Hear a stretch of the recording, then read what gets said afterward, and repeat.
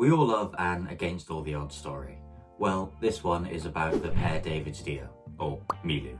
It's currently listed as extinct in the wild on the ICUN Red List, and by the end of the 19th century they were down to their final few. However, there are now around 2,800 living in the wild in their native homeland, with another 8,000 or so in various nature reserves. But why did this animal reach near extinction, and how did it claw its way back? For that, we'll start with the definitely real, totally legit origin story. 3,000 years ago, when the tyrant king Zhao of Shang ruled over the land, a horse, an ox, a donkey and a deer went into a cave to meditate. On a day when the king executed a minister, the animals awoke and turned into humans. After learning about the act, they wanted to take recourse against the king, so they turned themselves into one creature that had the speed of a horse, the strength of an ox, the keen sense of direction of a donkey, and the agility of a deer. This new animal then went to the Kunlun Mountains to speak to the primeval Lord of Heaven. The Lord couldn't believe the creature that had the antlers of a deer, the face of a horse, the hooves of an ox, and the tail of a donkey. The Lord dispatched the creature to his disciple, Jiang Zia, who was battling the king at the time. Jiang rode the creature to victory over the king, and then helped found the Zhao dynasty. The animal became a symbol of good fortune and was sought after by later emperors, who believed eating their meat would lead to everlasting life, which could be one of the reasons why the species plunged to near extinction. Coming forward a few thousand years,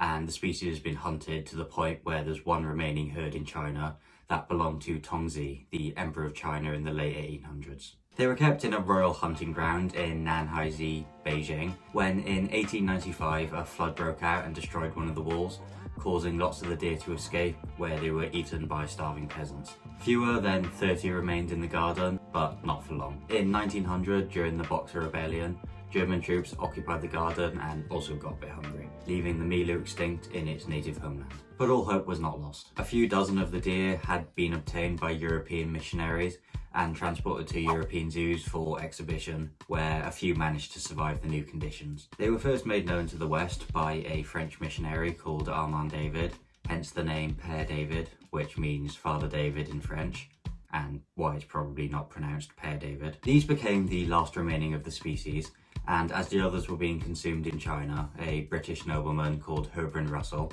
11th Duke of Bedford, started acquiring them to create a new breeding herd at his home, Woburn Abbey.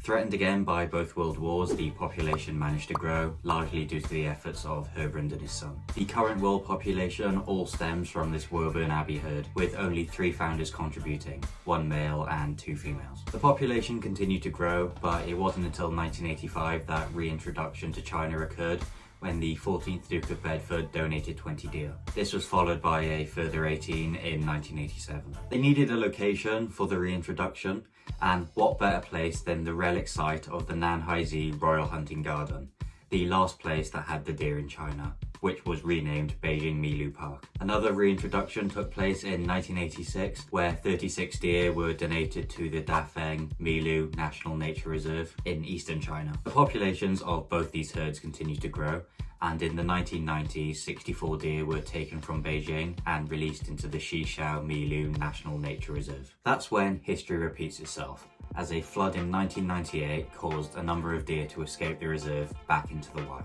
But this time, they survived, and have since been living and multiplying in the wild again. Happy ending. Possibly.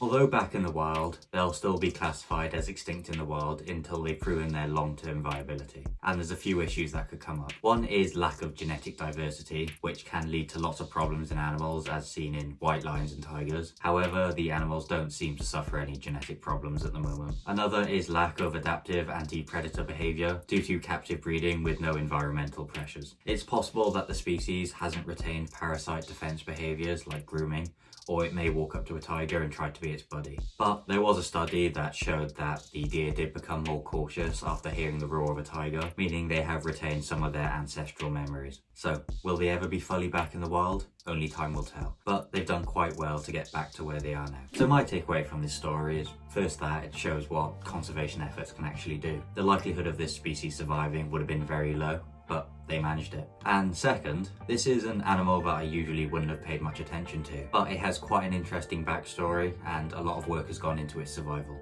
So sometimes it's worth looking into the seemingly boring things because they could turn out to be less boring than you think. Thanks for watching. If you enjoyed the video, hit the like button, and I will see you in the next one.